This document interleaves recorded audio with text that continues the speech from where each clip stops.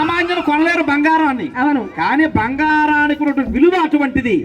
అలాగే మన ఒక దేవి బంగారం గారి ఆధ్వర్యంలో దేవి బంగారం గారు కళాకారుల్ని సనాతనమైనటువంటి ఒక బుర్ర కథను మరి పిల్లలందరూ కూడా చూపించడం వల్ల కొంత 4 మంచి విషయాలు.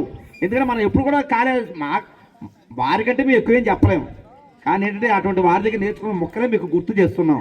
ఎందుకని ఇటువంటి విషయాలన్నీ కూడా సనాతన సాంప్రదాయాలు ఏమిటి, మన కట్టు బొట్టు మరి ఇవన్నీ కూడా సాంప్రదాయాలన్నీ కూడా పిల్లలకి చెప్పాలి. మనం ఇంటి ముందు ముగ్గు పెడతారు. ఎందుకు పెడతారు? ఒక ఆవిడ ముగ్గు వేస్తూ ఉంది మా రాజమండ్రిలో. ఒక ఆవిడ ముగ్గు వేస్తూ ఆ ముగ్గు రాజమండ్రిలో ముగ్గేస్తూ రాజస్థాన్ వరకు వెళ్ళిపోయింది. అదే ముగ్గు అంటే అది రథం ముగ్గు అంట. రథంతో వాళ్ళు అవుతారు కదా.